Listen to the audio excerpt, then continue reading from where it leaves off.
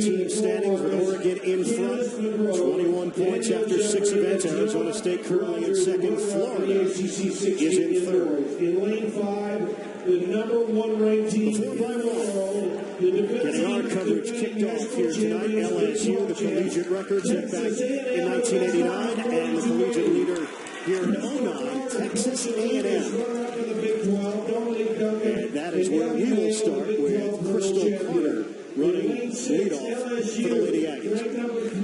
Porsha, Lucas, Dominique, Duncan, and Gabby Mayo. And this is where Texas A&M needs to get off to a huge start here. They've got the fastest time in the field by quite a bit. But again, this is a relay. They've got to get the stick around. This is LSU. They'll be led off by Trinidad and Tobago Olympian Monique Cabral. They are the defending champions, but what a tall order for them to come up against this juggernaut in Texas A&M. And I think it's very ironic that both of these teams at one point coached by Pat Henry, but of course LSU formerly coached by Pat Henry, and they have a tall order, as I said, to try to dethrone the current leaders. Well, they do have that common thread. Coach Pat Henry right in the middle of the track. Texas A&M in lane 5, LSU in lane 6.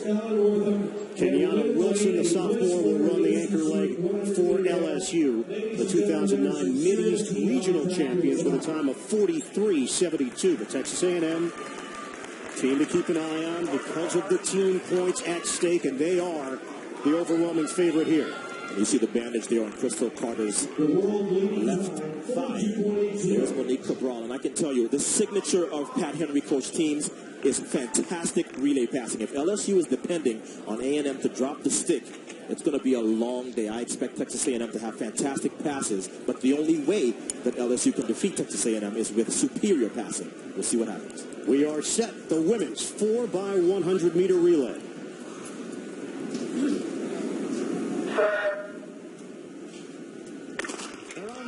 Texas A&M on 5, LSU in lane 6. Very even at this point, but this is where A&M is going to count on this race to be blown wide open, because this is Porsha Lucas for Texas A&M down the back stretch.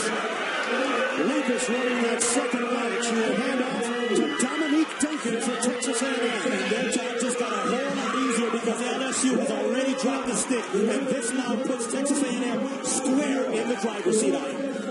Duncan will hand off to Gabby Mayo, running the final leg for Texas A&M. Gabby Mayo with a huge lead. Texas A&M cruises to a 4x100 meter relay title. What a performance! And that is a meet record, 42.3. That's also a collegiate record. If that holds up, I am 42.36, a new collegiate record for Texas A&M. And we talked about Pat Henry teams being picture perfect when it came to stick passing, and this is as good as you will see any collegiate team in history pass, and their result is the collegiate record, 42.36.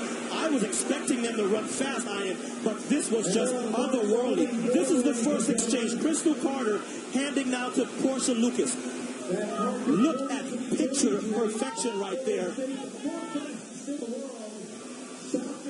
As LSU having all sorts of problems from Monique Cabral right there in the circle, and they are out. Porsha Lucas gets that stick, and they are on their way down the backstretch and halfway through to that new collegiate record.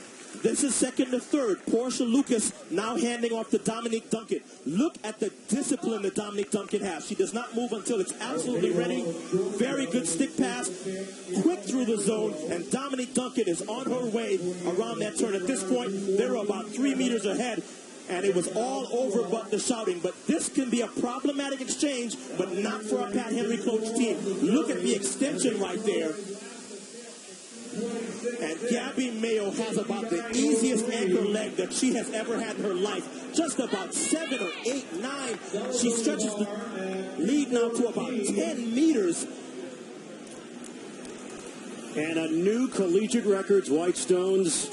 It's all yours. All right, Ian. All right, ladies, a 20-year-old collegiate record. Something tells me you went out on the track with this record in your mind. Is that true, Gabby? Yeah, that's the only thing we was thinking about. We knew we was fast enough, and we practiced a lot, so we're just happy we got her out. We ran so fast, I'm so excited.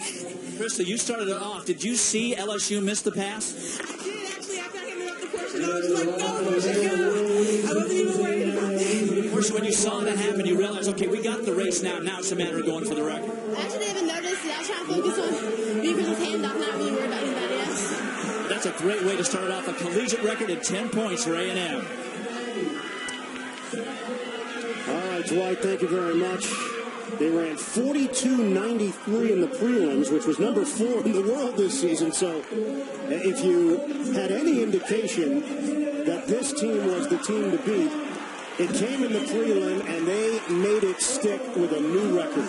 This is absolutely an amazing performance out of it. Pat Henry just stamped himself as the favorite to be the person to be in charge of the USA relay teams. Well, they just got word at that moment that this was a collegiate record, and boy, oh boy, you can't start a day better than they just did. Texas A&M, 42-36. Oregon currently in front after 7 events with 21 points, but we know Texas A&M is on the rise with a lot more sprints still to come. Day 3 here at the Outdoor Championships.